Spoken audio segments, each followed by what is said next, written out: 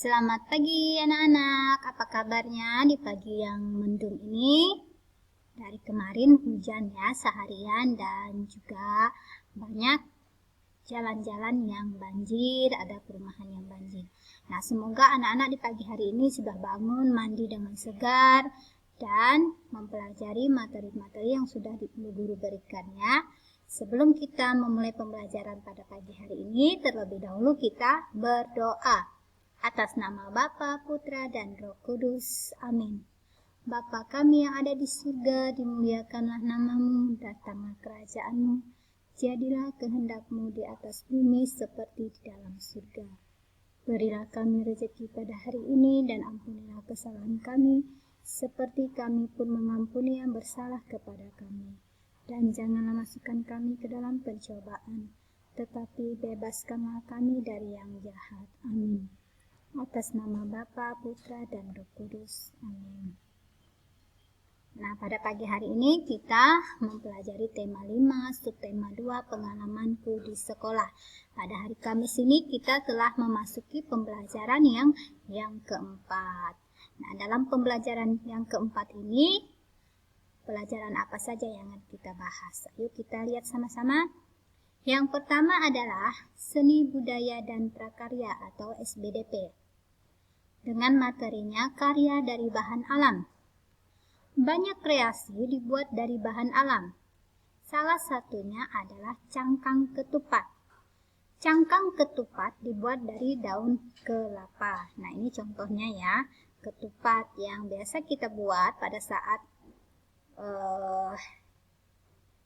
Lebaran. Nah, umat Islam saat merayakan Idul Fitri mereka membuat ketupat. Nah, ini ya. Nah, jika sehari-hari kalau kamu ingin juga membuat ketupat, kamu bisa membuatnya sendiri ya. Di sini ada cara membuat cangkang ketupat di halaman 43. Nah, kamu perhatikan bagaimana caranya. Nah, ini cara membuatnya ini sebenarnya harus langsung kita praktekkan ya. Kita cari daun kelapa muda, lalu kita langsung buat sesuai dengan cara-cara yang telah dibahas di halaman 43. Nah, itu. Membuatnya juga harus teliti ya. Nah, karya dari bahan alam ini banyak sekali ya, bukan hanya bagaimana cara membuat cangkang ketupat, tapi juga bagaimana cara kita membuat bunga dari bahan-bahan alam. Nah, kemarin contohnya ada biji-bijian, daun kering atau daun yang masih segar bisa kita buatkan karya ya.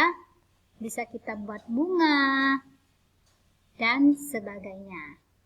Nah, itu karya yang kita buat dari bahan alam.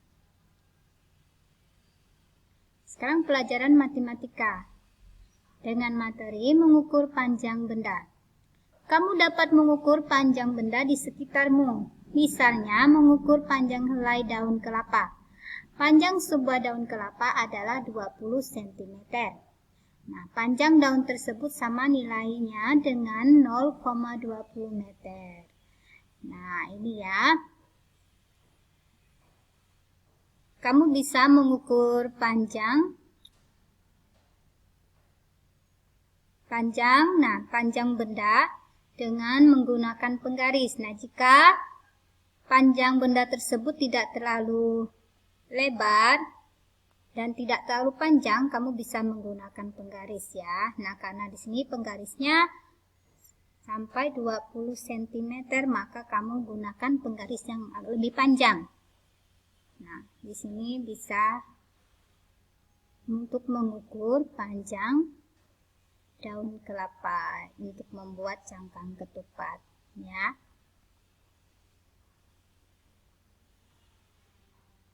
Sekarang pelajaran bahasa Indonesia dengan materinya puisi anak. Puisi anak menggunakan pilihan kata yang indah, namun kita mungkin kurang memahami makna beberapa kata dalam sebuah puisi. kita harus mencari dan memahami makna kata tersebut. Jadi, kita dapat memahami isi puisi dengan baik. Ekspresi, intonasi, lafal perlu dalam pembacaan puisi. Nah, kita lihat di sini ekspresi itu adalah raut dari wajah kita. Ekspresi juga dapat berupa gerak tubuh. Lalu yang kedua adalah intonasi, adalah perubahan naik dan turunnya nada. Juga tinggi dan rendahnya suara dengan penekanan tertentu. Lalu yang ketiga adalah lafal, bagaimana suatu kata atau kalimat dibunyikan. Nah, ini adalah cara-cara saat kita membaca puisi ya. Nah, bagaimana gerakan tubuh kita, intonasi suara kita, nah, ekspresi wajah kita itu perlu saat kita membaca puisi. Nah, puisi anak ini yang kita buat adalah tema yang cocok seperti liburan, bermain. Nah, bermain di pantai itu adalah tema yang cocok untuk puisi anak-anak. Puisi anak-anak tidak boleh ada tentang kekerasan politik dan percintaan ya. Karena ini adalah puisi anak, maka puisinya juga harus tenang, riang, dan ceria. Seperti itu cara kita menentukan tema untuk membuat puisi anak.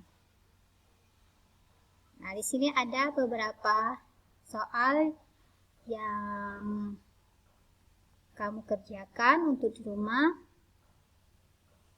Nomor 1, apa saja manfaat daun kelapa muda?